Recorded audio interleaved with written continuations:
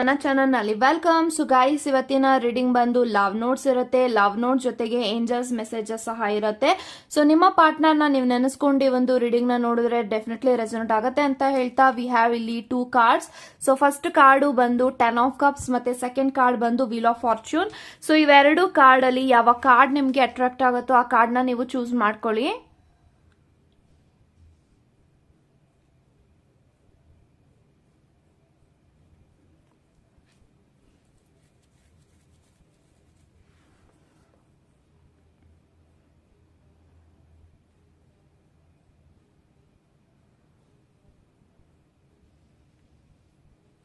I think ಇವಾಗ ನೀವು choose ಮಾಡ್ಕೊಂಡಿದ್ದೀರಾ ಅನ್ಕೊಳ್ತೀನಿ. ಚೂಸ್ ಮಾಡದೇ ಇರೋರು ವಿಡಿಯೋನ ಪಾಸ್ ಮಾಡಿಯೂ ಸಹ ನೀವು ಚೂಸ್ ಮಾಡ್ಕೊಳ್ಬಹುದು ಅಂತ ಹೇಳ್ತಾ, ಸೊ ಎಸ್ ಗೈಸ್, ಇವಾಗ ವಿಡಿಯೋನ ಯಾರೆಲ್ಲ 10 ಆಫ್ ಕಪ್ಸ್ ನ ಇಲ್ಲಿ ಚೂಸ್ ಮಾಡ್ಕೊಂಡಿದ್ರ, ಸೊ ಇವಾಗ ನೋಡೋಣ ನಿಮ್ಮ ಪಾರ್ಟ್ನರ್ ನಿಮ್ಮ ಬಗ್ಗೆ ಏನ್ ಯೋಚಿಸ್ತಾ ಇದ್ದಾರೆ, ಏನ್ ಥಿಂಕ್ ಮಾಡ್ತಾ ಇದಾರೆ ಅನ್ನೋದನ್ನ ಇಲ್ಲಿ ಚಿಟ್ಸ್ ಮೂಲಕ ತಿಳ್ಕೊಳ್ಳೋಣ.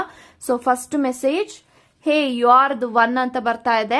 ಸೊ ಐ ಥಿಂಕ್ ಅವರ ಜೀವನದಲ್ಲಿ ನೀವು ನಿಮ್ಮ ಒಬ್ಬರಿಗೆ ಮಾತ್ರ ಅವರ ಮನಸ್ಸಿನಲ್ಲಿ ಜಾಗ ಇದೆ. ಅವ್ರು ಯಾರನ್ನಾದ್ರೂ ಇಷ್ಟ ಪಡ್ತಾ ಇದಾರೆ ಅಂದ್ರೆ ಅದು ನಿಮ್ಮನ್ನ ಮಾತ್ರ ಅಂತ ಹೇಳ್ಬೋದು. ಸೊ ಅದಕ್ಕೆ hey you are the one, ನನ್ನ ಜೀವನದಲ್ಲಿ ನೀನು ಒಬ್ರೇ ಇರೋದು, ನನ್ನ ಬಾಳಿನ ಸಂಗಾತಿಯಾಗಿ ಯು ಆರ್ ದ ಒನ್ ಅಂತ ಇಲ್ಲಿ ನಿಮ್ಮ ಪಾರ್ಟ್ನರ್ ನಿಮ್ಗೆ ಇಲ್ಲಿ ಹೇಳ್ತಾ ಇದ್ದಾರೆ. Okay, wow. So second message, I wanna see you ಅಂತ ಬರ್ತಾ ಇದೆ. ಸೊ ಈ ಒಂದು ಮೊಮೆಂಟ್ ಅಲ್ಲಿ ನಿಮ್ಮ ವ್ಯಕ್ತಿನ ನೀವು ಮೀಟ್ ಮಾಡಿಲ್ಲ, ತುಂಬಾ ಲಾಂಗ್ ಟೈಮ್ ಆಗಿದೆ. ಸೊ ಒಬ್ರಿಗೊಬ್ರು ಭೇಟಿ ಮಾಡಿ ಅಂತ ಅಂದ್ರೆ ಈ ಒಂದು ವ್ಯಕ್ತಿ ನಿಮ್ಮನ್ನ ನೋಡ್ಬೇಕು, ಮಾತಾಡಿಸ್ಬೇಕು, ಟೈಮ್ ಸ್ಪೆಂಡ್ ಮಾಡಬೇಕು, ದೂರ ಹೋಗ್ಬೇಕು, ಅಂದ್ರೆ ಸ್ವಲ್ಪ ಲಾಂಗ್ ಡ್ರೈವ್ ಹೋಗ್ಬೇಕು, ಈ ತರ ಒಂದು ಮನಸ್ಥಿತಿನಲ್ಲಿ ನಿಮ್ಮ ವ್ಯಕ್ತಿ ಇದ್ದಾರೆ ಅಂತ ಹೇಳ್ಬೋದು.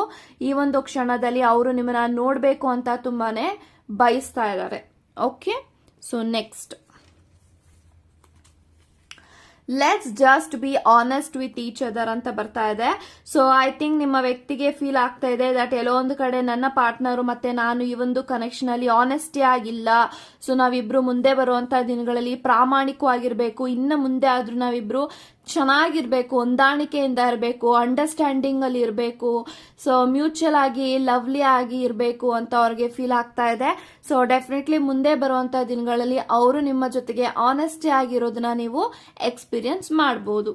Okay, so next, I am blessed with your love ಅಂತ ಬರ್ತಾ ಇದೆ. ಸೊ ಡೆಫಿನೆಟ್ಲಿ ಅವರು ನಿಮ್ಮನ್ನ ತುಂಬಾನೇ ಪ್ರೀತಿಸ್ತಾ ಇದ್ದಾರೆ.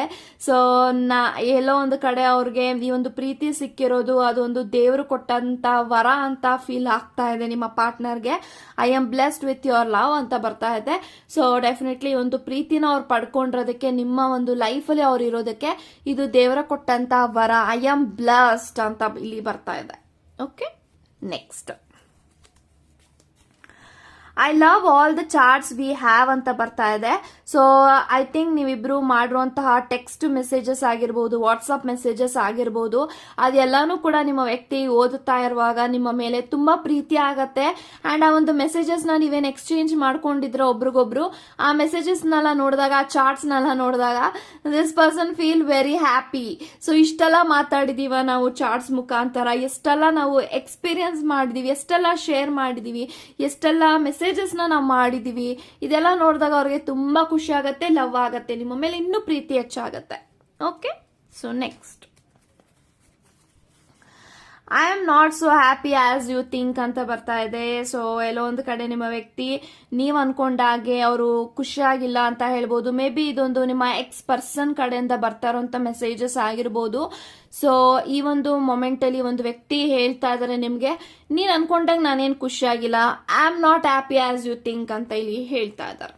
Okay, now I am realising your worth. Wow. So ಇವಾಗ ನಿಮ್ಮ ವ್ಯಕ್ತಿಗೆ ನಿಮ್ಮ ಪ್ರೀತಿಯ ಬೆಲೆ, ನಿಮ್ಮ ಬೆಲೆ ಅವ್ರಿಗೆ ಅರ್ಥ ಆಗ್ತಾ ಇದೆ, ಅದನ್ನ ಇಲ್ಲಿ ಹೇಳ್ತಾ ಇದ್ದಾರೆ. ಇವಾಗ ನನಗೆ ರಿಯಲೈಸ್ ಆಗ್ತಾ ಇದೆ, ಇವಾಗ ನನಗೆ ನಿನ್ನ ಬೆಲೆ ಅರ್ಥ ಆಗ್ತಾ ಇದೆ. ಸೊ ನಿನ್ನ ನಾನು ಕಳ್ಕೊಳ್ಬಾರ್ದಾಗಿತ್ತು, ನಿನ್ನ ಪ್ರೀತಿನ ನಾನು ಸೋಲಕ್ಕೆ ಬಿಡಬಾರ್ದಾಗಿತ್ತು ಅನ್ನೋ ಒಂದು ಫೀಲಿಂಗ್ ನಿಮ್ಮ ಪಾರ್ಟ್ನರ್ಗೆ ಇದೆ. Okay, so next, every second, every minute, every hour of every day I love you ಅಂತ ಬರ್ತಾ ಇದೆ. ಪ್ರತಿ ನಿಮಿಷ, ಪ್ರತಿ ಸೆಕೆಂಡ್, ಪ್ರತಿ ಗಂಟೆನೂ ಕೂಡ ನಾನು ನಿನ್ನನ್ನ ತುಂಬಾ ಪ್ರೀತಿ ಮಾಡ್ತೀನಿ, ತುಂಬಾನೇ ಲವ್ ಮಾಡ್ತೀನಿ, ಐ ಲವ್ ಯು ಅಂತ ಇಲ್ಲಿ ನಿಮ್ಮ ಪಾರ್ಟ್ನರ್ ನಿಮ್ಗೆ ಇಲ್ಲಿ ಹೇಳ್ತಾ ಇದ್ದಾರೆ. ಓಕೆ, ಸೊ ಇವಾಗ ನೋಡೋಣ ಏಂಜಲ್ಸ್ ಏನ್ ಗೈಡೆನ್ಸ್ ನ ಕೊಡ್ಬೇಕು ಅಂತ ಇದ್ದಾರೆ ನಿಮ್ಮ ಕನೆಕ್ಷನ್ಗೆ ಅಂತ. Okay, just a second.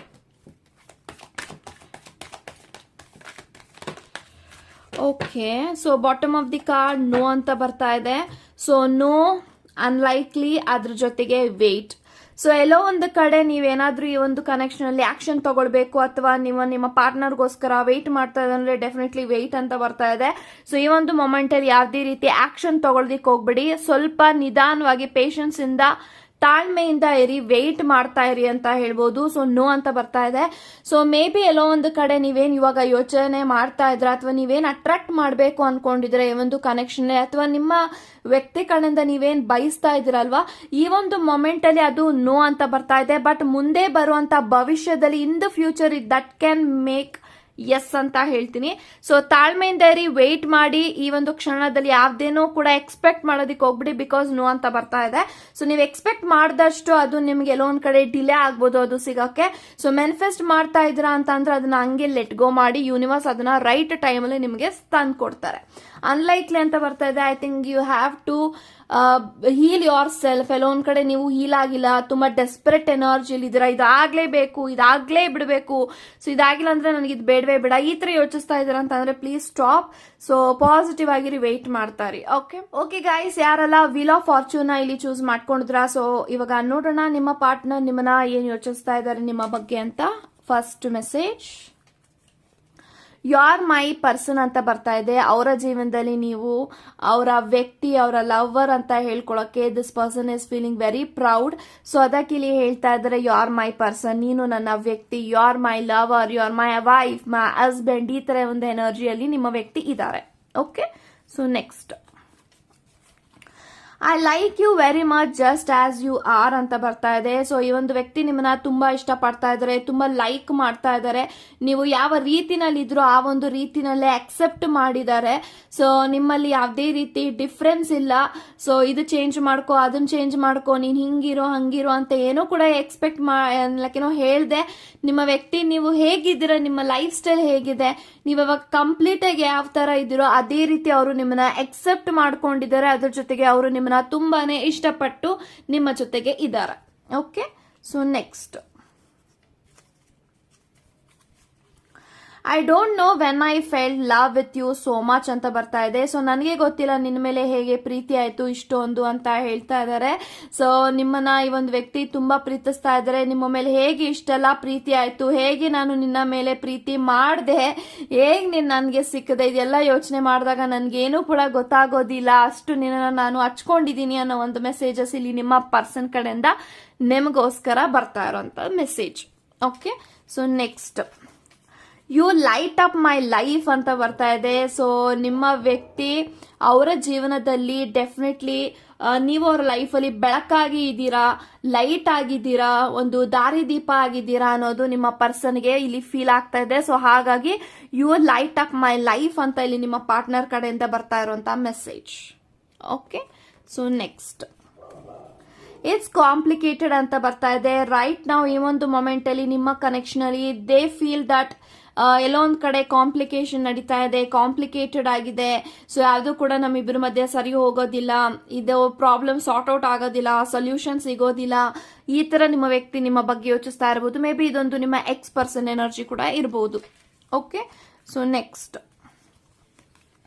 My favourite distraction is you ಅಂತ ಬರ್ತಾ ಇದೆ. ಸೊ ಡೆಫಿನೆಟ್ಲಿ ಅವರ ಒಂದು ಫೇವ್ರೆಟ್ ಆದಂತ ಡಿಸ್ಟರ್ಬೆನ್ಸ್ ಯಾರಾದ್ರೂ ಇದೆ ಅಂದ್ರೆ ಅದು ನಿಮ್ಮ ವಿಚಾರ ಅಂತ ಹೇಳ್ಬೋದು. ಆದಷ್ಟು ಬೇಗ ಈ ಒಂದು ವ್ಯಕ್ತಿ ದೇ ಫೀಲ್ ರಿಯೂನಿಯನ್ ಆಗಬೇಕು, ರಿಕನ್ಸಿಲೇಷನ್ ಆಗಬೇಕು. ಯಾಕಂತಂದ್ರೆ ದೇ ಫೀಲ್ ಸಮಥಿಂಗ್, ನಿಮ್ಮ ಒಂದು ಯೋಚನೆ ಅವ್ರಿಗೆ ಬಂದ್ರೆ ಒಂದು ಅವ್ರದ್ದೊಂದು ಫೇವ್ರೆಟ್ ಆದಂತ ಡಿಸ್ಟ್ರಾಕ್ಷನ್ ಮತ್ತೆ ಡಿಸ್ಟರ್ಬೆನ್ಸ್. Okay, so next,